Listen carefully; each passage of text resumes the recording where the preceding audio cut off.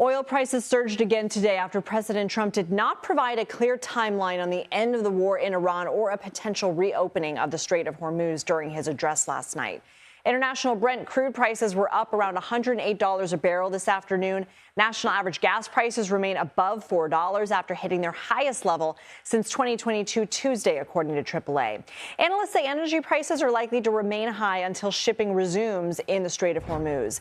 The U.S. stocks saw a sharp sell-off this morning in response to rising oil prices. The market recovered most of the losses by midday, but the Dow Jones still closed in the red. The Dow is down 61 points, while the Nasdaq is up 38 points. S&P 500 up 7 points. CBS News senior business and tech correspondent Jo Ling Kent joins us. So is it possible to reduce gas prices while the strait is still closed?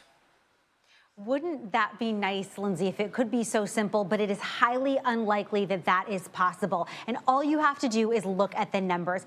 Back last year, about 20 million barrels a day went through the Strait of Hormuz. That has decreased since the war started by as much as a potential 16 million barrels. So effectively, you have the Strait of Hormuz, which is completely shut at this point, virtually shut, we should say. And so that then is going to impact oil prices, and we've seen it bear out over the last 5 weeks, and it continues to go up. Now, the concern here is that there is a lack of a hard, fast timeline on when the strait could reopen, whether or not there are productive talks in that regard.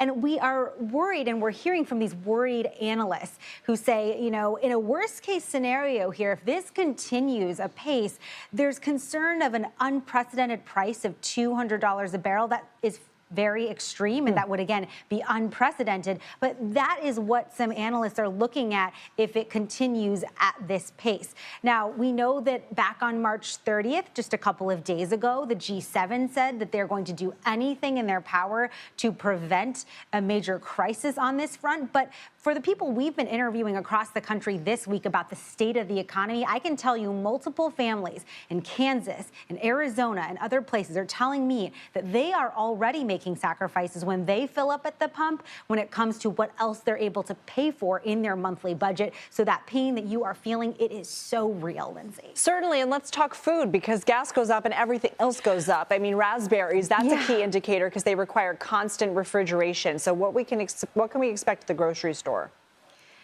Well, you can see that sensitive produce that easily goes bad, like raspberries, other types of berries, those will go up because obviously refrigeration required and transport. We already have seen the impact of fertilizer. We've talked to a couple of different farmers in the Midwest, including one in Kansas, who says, you know, the inputs to the fertilizer, that has increased. So that is likely to impact her farm and how she is able to plant and harvest in the coming year. And that's commodities, right? So this whole grocery price situation is very dependent on transportation, refrigeration, and all of the infrastructure that makes it possible for farmers to get their food to the grocery store. Not to mention all the packaging that goes along with that, the whole entire supply chain impacted here. So we are bracing for inflation to not cool down to that target of 2% that the Fed has been hoping for, likely continuing to move in the other direction, Lens.